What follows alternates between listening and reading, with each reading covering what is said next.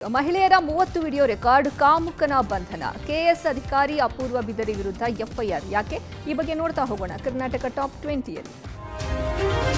ಮಧ್ಯಮ ಹಾಗೂ ಕಡಿಮೆ ಆದಾಯದ ಕುಟುಂಬಗಳಿಗೆ ಕೇಂದ್ರ ಸರ್ಕಾರ ಗುಡ್ ನ್ಯೂಸ್ ಕೊಡೋದಕ್ಕೆ ಸಿದ್ಧತೆ ಮಾಡ್ತಿದೆ. ಮಧ್ಯಮ ವರ್ಗ ಮತ್ತು ಬಡವರು ಬಳಕೆ ಮಾಡುವಂತಹ ವಸ್ತುಗಳ ಜಿಎಸ್ಟಿಯನ್ನ ಸಂಪೂರ್ಣವಾಗಿ ತೆಗೆದುಹಾಕೋಕೆ ಚಿಂತನೆ ನಡೆಸಿದೆ. ಅಲ್ಲದೆ ಗೃಹ ಬಳಕೆಯ ವಸ್ತುಗಳ ಜಿಎಸ್ಟಿಯನ್ನ ಶೇಕಡ 12ರಿಂದ 5ಕ್ಕೆ ಇಳಿಸೋಕೆ ಕೇಂದ್ರ ಸರ್ಕಾರ ಮುಂದಾಗಿದೆ ಎನ್ನಲಾಗಿದೆ. ಬಡವರು, ಮಧ್ಯಮ ವರ್ಗದವರು ಹೆಚ್ಚಾಗಿ ಉಪಯೋಗಿಸುವ ಟೂತ್ ಪೇಸ್ಟ್, ಹಾಲಿನ ಪುಡಿ, ಛತ್ರಿ, ಹೊಲಿಗೆ ಯಂತ್ರ, ಪ್ರೆಷರ್ ಕುಕ್ಕರ್, ಅಡುಗೆ ಪಾತ್ರೆ, ವಿದ್ಯುತ್ ಕಬ್ಬಿಣ, ಗೀಸರ್, ಸೈಕಲ್ ಸೇರಿದಂತೆ ಸಿದ್ಧ ಉಡುಪು, ಪಾದರಕ್ಷೆ, ಲಸಿಕೆಗಳು, ಹಾಲು, ಲೇಖನ ಸಾಮಗ್ರಿ, ಕೃಷಿ ಉಪಕರಣಗಳ ಜಿಎಸ್ಟಿಯನ್ನು ಕಡಿಮೆ ಮಾಡೋಕೆ ಕೇಂದ್ರ ಸರ್ಕಾರ ಸಿದ್ಧತೆ ನಡೆಸಿದೆ. ಮುಂಬರುವ 56ನೇ ಜಿಎಸ್ಟಿ ಕೌನ್ಸಿಲ್ ಸಭೆಯಲ್ಲಿ ಅಂತಿಮ ನಿರ್ಧಾರ ತೆಗೆದುಕೊಳ್ಳುವ ಸಾಧ್ಯತೆ ಇದೆ. ಇನ್ನು ಇತ್ತೀಚೆಗೆ ಕೇಂದ್ರ ಹಣಕಾಸು ಸಚಿವೆ ನಿರ್ಮಲಾ ಸೀತಾರಾಮನ್ ಅವರು ಜಿಎಸ್ಟಿ ಕಡಿತಗೊಳಿಸುವ ಸೂಚನೆಯನ್ನು ಕೊಟ್ಟಿದ್ರು.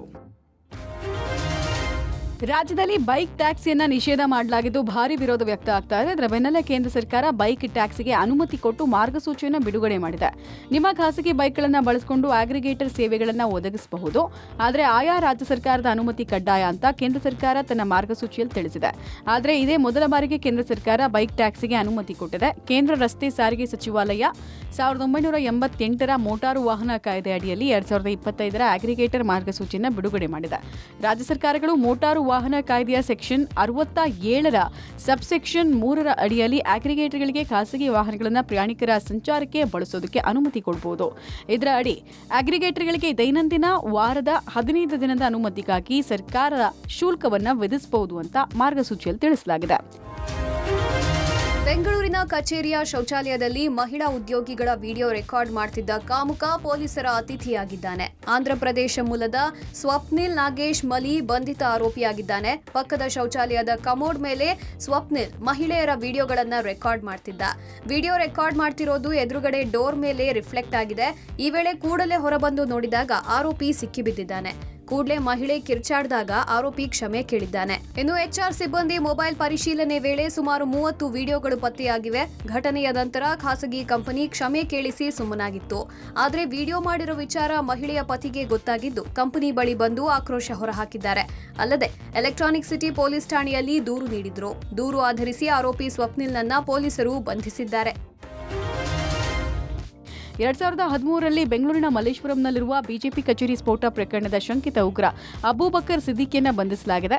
ತಮಿಳುನಾಡು ಪೊಲೀಸರ ಉಗ್ರ ನಿಗ್ರಹ ತಂಡ ಆಂಧ್ರಪ್ರದೇಶದಲ್ಲಿ ಅಬೂಬಕರ್ನ ಅರೆಸ್ಟ್ ಮಾಡಿದೆ. ಈತ ಕರ್ನಾಟಕ, ಕೇರಳ, ತಮಿಳುನಾಡಲ್ಲಿ ಹಲವು ಪ್ರಕರಣದಲ್ಲಿ ಭಾಗಿಯಾಗಿದ್ದ. ಕಳೆದ 30 ವರ್ಷಗಳಿಂದ ತಲೆಮರೆಸಿಕೊಂಡಿದ್ದ ಅಬೂಬಕರ್ ಬಾಂಬ್ ತಯಾರಿಯಲ್ಲಿ ತಜ್ಞನಾಗಿದ್ದ. ಖಚಿತ ಮಾಹಿತಿಯನ್ನು ಆಧರಿಸಿ ತಮಿಳುನಾಡು ವಿಶೇಷ ಪೊಲೀಸ್ ತಂಡ ಆಂಧ್ರಪ್ರದೇಶದ ಅನ್ನಮಯ್ಯ ಜಿಲ್ಲೆಯಲ್ಲಿ ಸಿದ್ದಿಕಿಯನ್ನ ಬಂಧಿಸಿದೆ. ಜೊತೆಗೆ ತಮಿಳುನಾಡಿನ ತಿರುವನ್ನೇಲಿಯಲ್ಲಿರುವಂತಹ ಸಿದ್ದಿಕಿ ಸಹಚರ ಮೊಹಮ್ಮದ್ ಅಲಿ ಎಂಬಾತನನ್ನ ಕೂಡ ಬಂಧಿಸಿದ್ದಾರೆ. 2013ರ ಏಪ್ರಿಲ್ 17ನೇ ತಾರೀಕು ನಡೆದಂತಹ ಬಿಜೆಪಿ ಬಾಂಬ್ ಸ್ಫೋಟದಲ್ಲಿ 16 ಮಂದಿ ಗಾಯಗೊಂಡಿದ್ರು. ಇದಕ್ಕೂ ಮುನ್ನ 2011ರಲ್ಲಿ ಬಿಜೆಪಿಯ ಹಿರಿಯ ನಾಯಕ ಎಲ್.ಕೆ. ಅಡ್ವಾಣಿ ಅವರ ರಥಯಾತ್ರೆ ಮದುರೈ ಮೂಲಕ ಸಾಗೋ ಮಾರ್ಗದಲ್ಲಿ ಪೈಪ್ ಬಾಂಬ್ ಇರಿಸಿ ಸ್ಫೋಟಕ್ಕೆ ಸಂಚು ರೂಪಿಸಲಾಗಿತ್ತು. ಇದರಲ್ಲಿ ಸಿದ್ದಿಕಿ ಪಾತ್ರ ಇದೆ ಅಂತ ಆರೋಪಿಸಲಾಗಿತ್ತು. ಚೆನ್ನೈನ 7 ಕಡೆಗಳಲ್ಲಿ ಅಬೂಬಕರ್ ಬಾಂಬ್ ಇಟ್ಟಿದ್ದ. ಇದಲ್ಲದೆ ಕೊಯಮತ್ತೂರು, ತಿರುಚಿರಾಪಳ್ಳಿ ಹಾಗೂ ಕೇರಳದಲ್ಲಿ ಬಾಂಬ್ ಇಟ್ಟ ಆರೋಪವೂ ಈತನ ಮೇಲಿದೆ. ನಾಯಿಗಾಗಿ ಮನುಷ್ಯತ್ವ ಮರೆತು ಬಡದಾಡ್ಕೊಂಡಿರೋ ಘಟನೆ ಬೆಂಗಳೂರಿನ ಬನಶಂಕರಿ ಠಾಣಾ ವ್ಯಾಪ್ತಿಯಲ್ಲಿ ನಡೆದಿದೆ. ನಿನ್ನೆ ಎಂದಿನಂತೆ ಗಾಯತ್ರಿ ಅನ್ನೋರು ತಮ್ಮ ನಾಯಿಯನ್ನ ಹಿಡ್ಕೊಂಡು ರಸ್ತೆಯಲ್ಲಿ ಹೋಗಿದ್ದಾರೆ. ರಸ್ತೆಯಲ್ಲಿ ನಾಯಿ ಹೋಗುವಾಗ ಗಲೀಜು ಮಾಡಿದೆ. ಇದೇ ಕಾರಣಕ್ಕೆ ನಾಯಿ ಹಿಡ್ಕೊಂಡು ಹೋಗ್ತಾ ಇದ್ದ ಗಾಯತ್ರಿ ಜೊತೆಗೆ ನಾಯಿ ಗಲೀಜು ಮಾಡಿದ ಮನೆ ಮಾಲೀಕರು ಗಲಾಟೆಗೆ ಮುಂದಾಗಿದ್ದಾರೆ. ಯುವತಿ ಭಯಪಟ್ಟು ತಾಯಿ ಅನಸೂಯ ಬಳಿ ಬಂದು ಗಲಾಟೆ ಬಗ್ಗೆ ಹೇಳಿದ್ದಾರೆ. ಆಗ ಮಾತಿಗೆ ಮಾತು ಬೆಳೆದಿದೆ. ಅಕ್ಕಪಕ್ಕದವರೆಲ್ಲ ಸಂಬಂಧಿಕರೇ ಇದ್ದ ಕಾರಣ ಸುಮಾರು 20ಕ್ಕೂ ಹೆಚ್ಚು ಜನ ಸೇರಿ ಅಮ್ಮ ಮಗಳಿಗೆ ಹಲ್ಲೆ ಮಾಡಿದ್ದಾರೆ. ಚಪ್ಪಲಿಯಲ್ಲಿ ಹೊಡೆದು ಮಾನವೀಯತೆ ಮರೆತು ಹಲ್ಲೆ ಮಾಡಿದ್ದಾರೆ. ಇನ್ನು ಹಲ್ಲೆಗೊಳಗಾದವರು ಬನಶಂಕರಿ ಪೊಲೀಸ್ ಠಾಣೆಗೆ ದೂರು ಕೊಡೋಕೆ ಹೋದರೆ ಪೊಲೀಸ್ ಅಧಿಕಾರಿಯೊಬ್ಬರ ಪ್ರಭಾವ ಬಳಸಿ ದೂರು ದಾಖಲು ಮಾಡಿಕೊಳ್ಳದಂತೆ ಒತ್ತಡ ಹಾಕಿದ್ದಾರೆ ಎನ್ನಲಾಗಿದೆ. ಹಲ್ಲೆಗೊಳಗಾದ ಅಮಾಯಕರು ತಮಗಾದ ಅನ್ಯಾಯಕ್ಕೆ ನ್ಯಾಯ ಸಿಗದೆ ಭಯದಲ್ಲೇ ಕಾಲ ದುಡುವಂತಾಗಿದೆ. ಬೆಂಗಳೂರು ದಕ್ಷಿಣ ಉಪವಿಭಾಗದ ಉಪವಿಭಾಗಾಧಿಕಾರಿ ಅಪೂರ್ವ ಬಿದ್ರಿ ವಿರುದ್ಧ ಎಫ್ಐಆರ್ ದಾಖಲಿಸುವಂತೆ ಆದೇಶಿಸಲಾಗಿದೆ. ಅಪೂರ್ವ ಬಿದ್ರಿ ವಿರುದ್ಧ ಅರೆ ನ್ಯಾಯಿಕ ಪ್ರಕರಣಗಳ ವಿಲೇವಾರಿಯಲ್ಲಿ ದೋಷಪೂರಿತ ಆದೇಶಗಳನ್ನು ಹೊರಡಿಸಿರುವ ಆರೋಪ ಕೇಳಿಬಂದಿದೆ.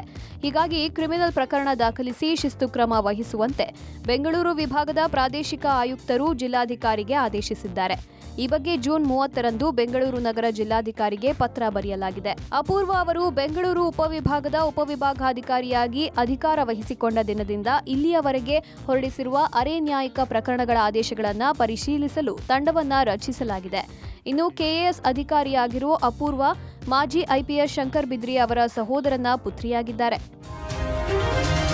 5 ಹುಲಿಗಳು ಸಾವು ಮಾಸುವ ಮುನ್ನವೇ ಗಡಿ ಜಿಲ್ಲೆ ಚಾಮರಾಜನಗರದಲ್ಲಿ ಮತ್ತೊಂದು ಮನಕಲುಕುವ ಘಟನೆ ನಡೆದಿದೆ. 20ಕ್ಕೂ ಹೆಚ್ಚು ಕೋತಿಗಳು ಶವವಾಗಿ ಪತ್ತೆಯಾಗಿವೆ. ಕೋತಿಗಳಿಗೆ ವಿಷಪ್ರಾಶನ ಮಾಡಿರುವ ಶಂಕೆ ಕೂಡ ವ್ಯಕ್ತವಾಗಿದೆ. ಮರಣೋತ್ತರ ಪರೀಕ್ಷೆ ನಡೆಸಲು ಕೋತಿಗಳನ್ನ ಅರಣ್ಯ ಇಲಾಖೆಯ ಅಧಿಕಾರಿಗಳು ಕೊಂಡೊಯ್ದಿದ್ದಾರೆ. ಘಟನೆ ಎಸಗಿರುವವರ ವಿರುದ್ಧ ಕಂದೇಗಾಲ ಗ್ರಾಮಸ್ಥರು ಕೂಡ ಆಕ್ರೋಶ ವ್ಯಕ್ತಪಡಿಸಿದ್ದಾರೆ. ಮಲೆ ಮಹದೇಶ್ವರ ಅರಣ್ಯ ಪ್ರದೇಶದ ಹುಗ್ಯಂನಲ್ಲಿ 5 ಹುಲಿಗಳು ವಿಷಪ್ರಾಶನದಿಂದ ಮೃತಪಟ್ಟಿದ್ವು. ಹುಲಿಗಳ ಸಾವಿಗೆ ಖಂಡನೆ ವ್ಯಕ್ತವಾಗಿತ್ತು. ತಪ್ಪಿತಸ್ಥರ ವಿರುದ್ಧ ಕ್ರಮಕ್ಕೆ ಒತ್ತಾಯಿಸಲಾಗಿತ್ತು. ಪ್ರಕರಣದ ತನಿಖೆ ನಡೆಯುತ್ತಿದೆ. ಆಷಾಢ ಮಾಸದ ಹಿನ್ನೆಲೆ ನಟ ಶಿವರಾಜ್ ಕುಮಾರ್ ಪತ್ನಿ ಗೀತಾ ಜೊತೆ ಮೈಸೂರಿನ ಚಾಮುಂಡಿ ಬೆಟ್ಟಕ್ಕೆ ಭೇಟಿ ನೀಡಿ ನಾಡದೇವತೆ ಚಾಮುಂಡೇಶ್ವರಿಗೆ ವಿಶೇಷ ಪೂಜೆ ಸಲ್ಲಿಸಿದ್ರು. ಮಂಗಳವಾರ ರಾತ್ರಿ ಬೆಟ್ಟಕ್ಕೆ ಆಗಮಿಸಿದ ಶಿವಣ್ಣ ದಂಪತಿ ತಾಯಿ ಚಾಮುಂಡಿಗೆ ಪೂಜೆ ಸಲ್ಲಿಸಿದ್ರು. ದೇವಸ್ಥಾನದಲ್ಲಿ ಶಿವಣ್ಣ ಜೊತೆ ಸೆಲ್ಫಿಗಾಗಿ ಅಭಿಮಾನಿಗಳು ಮುಗಿಬಿದ್ದಿದ್ರು. ಕಳೆದ ಕೆಲ ದಿನಗಳಿಂದ ಶಿವರಾಜ್ ಕುಮಾರ್ ಮೈಸೂರು ಭಾಗದ ಸುತ್ತಮುತ್ತ ಪ್ರವಾಸ ಕೈಗೊಂಡಿದ್ದಾರೆ. ಮೊನ್ನೆಯಷ್ಟೇ ಪತ್ನಿ ಜೊತೆಗೂಡಿ ಶಿವಣ್ಣ ಕಬಿನಿ ಡ್ಯಾಂಗೆ ಭೇಟಿ ನೀಡಿದ್ರು. ಈ ವೇಳೆ ಹಾಡಿ ಮಕ್ಕಳ ಜೊತೆ ಫೋಟೋ ಕೂಡ ತೆಗೆಸಿಕೊಂಡಿದ್ರು. ಬೆಂಗಳೂರಿನ ವಿದ್ಯಾರಣ್ಯಪುರದಲ್ಲಿ 2 ಕೋಟಿ ದೋಚಿ ಎಸ್ಕೇಪ್ ಪ್ರಕರಣ ಸಂಬಂಧ ತನಿಖೆಗಿಳಿದಿರುವ ಪೊಲೀಸರಿಗೆ ಬಿಗ್ ಶಾಕ್ ಎದುರಾಯಿತು. ವಿದ್ಯಾರಣ್ಯಪುರದಲ್ಲಿ 2 ಕೋಟಿ ಕಳೆದುಕೊಂಡಿರುವ ಹರ್ಷ ಹಾಗೂ ಕೆಆರ್ಪುರ ಠಾಣೆಯಲ್ಲಿ 2 ಕೋಟಿ ವಂಚನೆ ಮಾಡಿರೋ ಆರೋಪಿ ಕೂಡ ಹರ್ಷನೇ ಆಗಿದ್ದಾನೆ ಅಂತ ಪೊಲೀಸರು ಶಂಕೆ ವ್ಯಕ್ತಪಡಿಸಿದ್ದಾರೆ. ರೈಸ್ ಮಿಲ್ ಮಾಲೀಕ ಅಶೋಕ್ ಎಂಬುವರಿಗೆ ವಂಚನೆ ಮಾಡಿ ಹರ್ಷ ತಲೆಮರೆಸಿಕೊಂಡಿದ್ದ. ರೈಸ್ ಮಿಲ್ಗಾಗಿ ಅಶೋಕ್ ಜಪಾನ್ನಿಂದ ಯಂತ್ರ ಖರೀದಿ ಮಾಡಬೇಕಾಗಿತ್ತು. 2 ಕೋಟಿ ಹಣ ಕೊಟ್ರೆ USDT ಕರೆನ್ಸಿ 2,20,000 ಕೊಡುವಂತೆ ಮಾತುಕತೆ ಆಗಿತ್ತು. ಅದರಂತೆ ಅಶೋಕ್ ಬಳಿ ಹಣ ಕಟ್ಟಿಸಿಕೊಂಡು ವಿದೇಶಿ ಕರೆನ್ಸಿ ಕೊಡದೆ ಆರೋಪಿಗಳು ವಂಚಿಸಿದರು. ಈ ಸಂಬಂಧ 8 ಜನರ ವಿರುದ್ಧ ಉದ್ಯಮಿ ಅಶೋಕ್ ಕೆಆರ್ಪುರ ಠಾಣೆಯಲ್ಲಿ ಎಫ್ಐಆರ್ ದಾಖಲಿಸಿದ್ದಾರೆ. ಇನ್ನು ಹರ್ಷ ಕೂಡ ವಿದೇಶಿ ಯಂತ್ರ ಖರೀದಿಗೆ ಹಣ ಎಣಿಸುವಾಗ ಅಪರಿಚಿತರು ಎಂಟ್ರಿ ಕೊಟ್ಟು ಎಸ್ಕೇಪ್ ಆಗಿದ್ದಾರೆ. ತನಿಖೆ ನಡೆಸ್ತಾ ಇರುವ ಪೊಲೀಸರು 4 ವಶಕ್ಕೆ ಪಡೆದು ವಿಚಾರಣೆ ನಡೆಸ್ತಾ ಇದ್ದಾರೆ. ಅಲ್ಲದೆ ಹರ್ಷನ ಮೇಲೆ ಸಾಕಷ್ಟು ಅನುಮಾನ ಮೂಡಿದ್ದು ತೀವ್ರ ವಿಚಾರಣೆ ಆಗ್ತಿದೆ.